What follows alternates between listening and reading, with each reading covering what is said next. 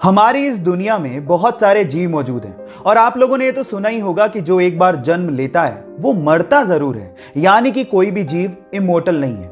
लेकिन अब ये बात सच नहीं है, क्योंकि साइंटिस्ट लोगों ने एक ऐसी स्पीसी ढूंढ ली है जो कि बायोलॉजिकली इमोर्टल है। जी हाँ, आप ठीक सुन रहे हैं, ये जीव जिसके बारे में मैं अभी बताने वाला हूं वो अपने आप से कभी मरता ही नहीं है। इस जीव का नाम है ट्यूरीटॉप्सिस डॉर्नी, जो कि एक तरह की जेलीफिश है। ये बायोलॉजिकली इमोर्टल घोषित कर दी गई है। इसे मारा जा सकता है लेकिन अपने आप से कभी मरेगी नहीं।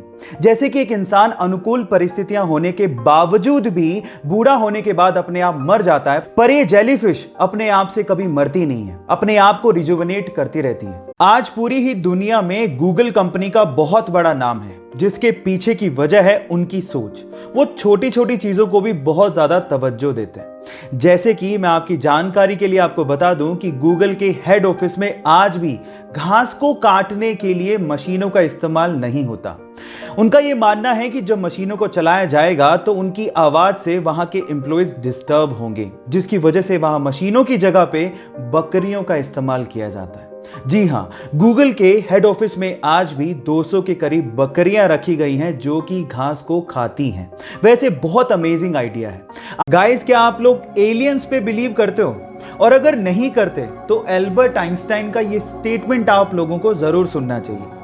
एल्बर्ट आइंस्टाइन ने एक बार ये कहा था कि अगर आप लोग ये मानते हो कि एलियंस एग्जिस्ट नहीं करते, ये वैसा ही है जैसा कि एक समंदर में से एक चम्मच पानी निकालना और फिर उसको देखते हुए बोलना कि इसमें कोई शार्क या व्हेल तो नहीं है। इसका मतलब समंदर में भी शार्क या व्हेल नहीं होगी। कितना ठग लाइफ स्टेटमेंट दिया था आइंस्टाइन ने। मैं आपकी जानकारी के लिए आपको बता देता हूं कि यूनिवर्स बहुत बड़ा है और अगर कहीं छोटी सी जगह पे एलियन एग्जिस्ट नहीं कर रहा, इसका ये कतई मतलब नहीं है कि यूनिवर्स में एलियंस नहीं एग्जिस्ट करते। खैर, आजकल तो सब लोग इस पे बिलीव करते हैं क्योंकि टेक्नोलॉजी बहुत ज़्यादा वास्ट हो गई है। लेकिन आइंस्टाइन का ये स्टेटमेंट तब आया था जब टेक्नोलॉजी इतनी डेवलप्ड नहीं थी।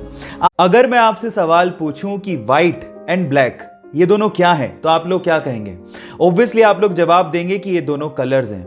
लेकिन साइंस, स्पेशली फिजिक्स में इन्हें कलर माना ही नहीं जाता। फिजिक्स के हिसाब से कलर वो होते हैं जिनकी एक स्पेसिफिक वेव लेंथ हो, लेकिन व्हाइट और ब्लैक की कोई स्पेसिफिक वेव लेंथ होती ही नहीं है। सिंपल भाषा में समझाऊं तो व्हाइट में हर कलर मौजूद होता है, इसीलिए उसकी कोई स्पेसिफिक वेवलेंथ नहीं होती, और ब्लैक में तो कोई कलर होता ही नहीं है, इसी वजह से उसकी भी कोई स्पेसिफिक वेवलेंथ नहीं होती। क्या आप लोगों ने अपनी साइंस की किताबों में एटम के बारे में ये तो पढ़ा होगा कि एटम के 3 बेसिक पार्टिकल्स होते हैं, इलेक्ट्रॉन, प्रोटॉन और न्यूट्रॉन। लेकिन इंटरेस्टिंग स्टोरी है इनकी डिस्कवरीज को लेके। इलेक्ट्रॉन की डिस्कवरी सन 1897 में सर जे थॉमसन ने अपने कैथोड रे ट्यूब एक्सपेरिमेंट से की थी। उसके ठीक 12 साल बाद उन्हीं के स्टूडेंट रदरफोर्ड ने गोल्ड फॉइल एक्सपेरिमेंट से प्रोटॉन को न्यूक्लियाई में डिस्कवर किया था।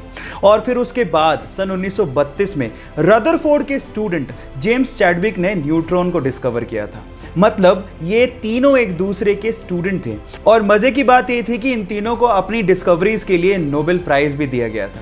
क्या ये फैक्ट आपको पहले से पता था?